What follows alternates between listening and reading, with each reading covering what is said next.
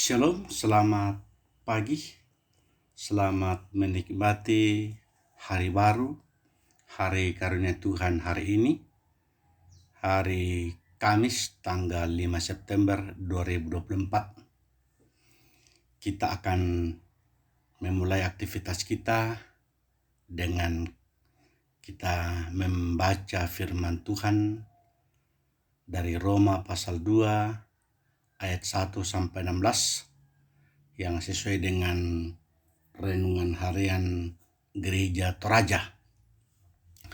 Namun sebelum itu mari kita berdoa.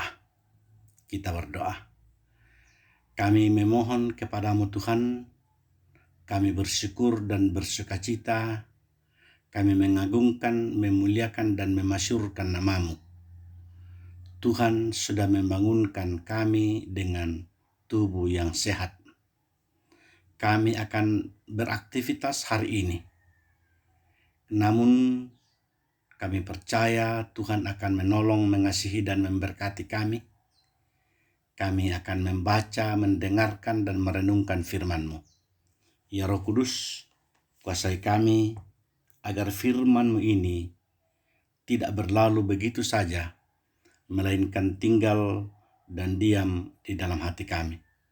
Dengarkan doa kami Tuhan, dalam Kristus kami berdoa. Amin. Kita membaca firman Tuhan dari Roma pasal 2 ayat 1 sampai 16.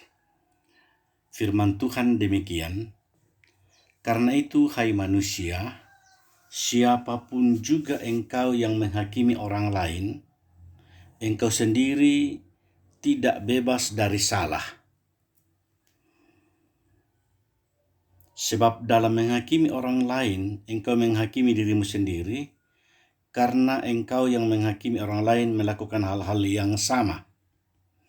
Tetapi kita tahu bahwa hukuman Allah berlangsung secara jujur atas mereka yang berbuat demikian. Dan engkau, hai manusia, engkau yang menghakimi mereka yang berbuat demikian, sedangkan engkau sendiri melakukannya juga. Adakah engkau sangka bahwa engkau akan luput dari hukuman Allah? Maukah engkau menganggap sepi kekayaan kemurahannya, kesabarannya, dan kelapangan hatinya? Tidakkah engkau tahu bahwa maksud kemurahan Allah ialah menuntun engkau kepada pertobatan? Tetapi oleh kekerasan hatimu yang tidak mau bertobat, engkau menimbun murka atas dirimu sendiri, pada hari waktu mana murka dan hukuman Allah yang adil akan dinyatakan. Ia akan membalas setiap orang yang menurut perbuatannya, yaitu hidup kekal kepada mereka yang dengan tekun berbuat baik, mencari kemuliaan, mencari kehormatan dan ketidakbinasaan. Tetapi murka dan geram kepada mereka yang mencari kepentingan sendiri, yang tidak taat kepada kebenaran, melainkan taat kepada kezaliman. Penderitaan dan kesesakan akan menimpa setiap orang yang hidup berbuat jahat. Pertama-tama orang Yahudi dan juga orang Yunani. Tetapi kemuliaan, kehormatan dan damai sejahtera akan diperoleh semua orang yang berbuat baik. Pertama-tama orang Yahudi dan juga orang Yunani. Sebab Allah tidak memandang bulu. Sebab semua orang yang berdosa tanpa hukum Taurat akan binasa tanpa hukum Taurat. Dan semua orang yang berdosa di bawah hukum Taurat akan dihakimi oleh hukum Taurat.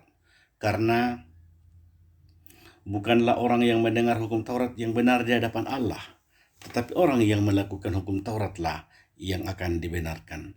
Apabila bangsa-bangsa lain yang tidak memiliki hukum Taurat oleh dorongan diri sendiri melakukan apa yang dituntut hukum Taurat, maka walaupun mereka tidak memiliki hukum Taurat, mereka menjadi hukum Taurat bagi diri mereka sendiri. Sebab dengan itu mereka menunjukkan bahwa isi hukum Taurat ada tertulis di dalam hati mereka, dan suara hati mereka turut bersaksi, dan pikiran mereka saling menuduh atau saling membela. Hal itu akan nampak pada hari bila mana Allah sesuai dengan Injil yang kuberitakan akan menghakimi segala sesuatu yang tersembunyi dalam hati manusia oleh Kristus Yesus. Ibu bapa, saudara-saudara yang dikasihi di dalam Kristus Yesus, nas renungan kita yaitu dari ayat 2. Karena itu hai manusia, siapapun juga engkau yang menghakimi orang lain, engkau sendiri tidak bebas dari salah, sebab dalam menghakimi orang lain engkau menghakimi dirimu sendiri, karena engkau yang menghakimi orang lain melakukan hal yang sama. Saya memberikan tema, janganlah engkau menghakimi. Janganlah engkau menghakimi. Kita umat manusia lebih mudah melihat kekurangan, lebih mudah melihat kesalahan daripada melihat kelebihan atau kebaikan dan kebenaran orang lain. Paulus mengatakan bahwa orang umumnya menghakimi berdasarkan standar yang dibuatnya sendiri. Manusia lebih sering memandang dirinya benar, sehingga membuat dirinya senang menghakimi orang.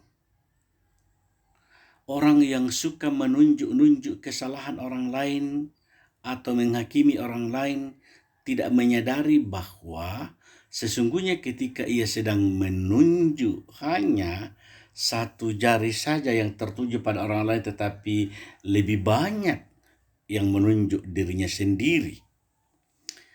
Ini gambaran ini sangat indah sekali.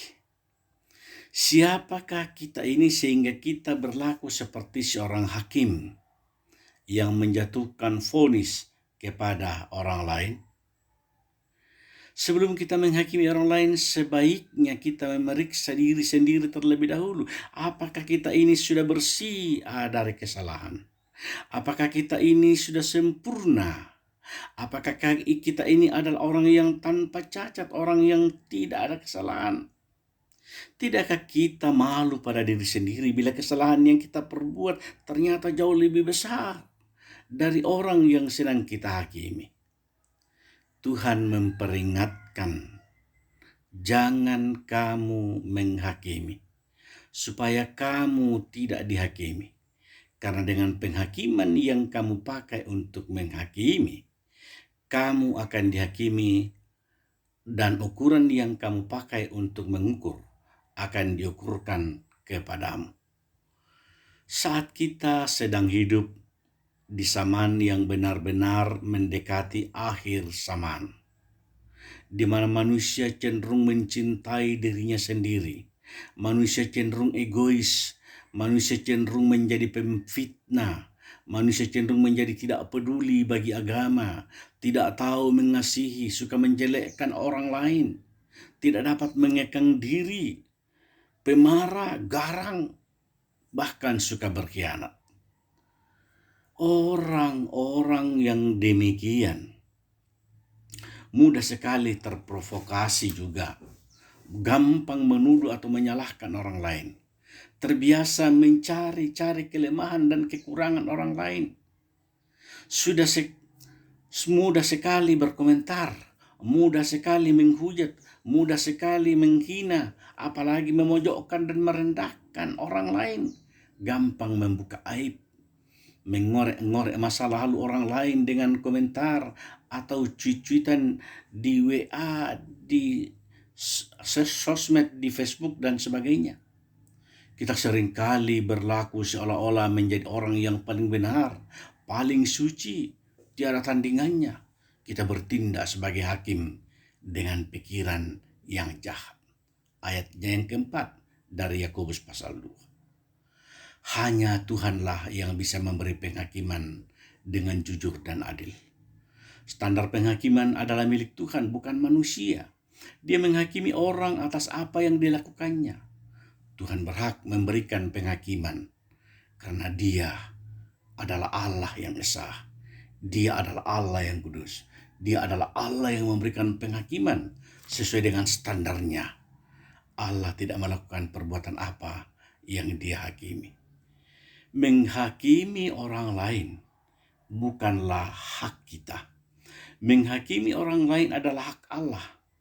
Tidak seorang pun manusia yang hidup di dunia ini bisa luput dari kesalahan.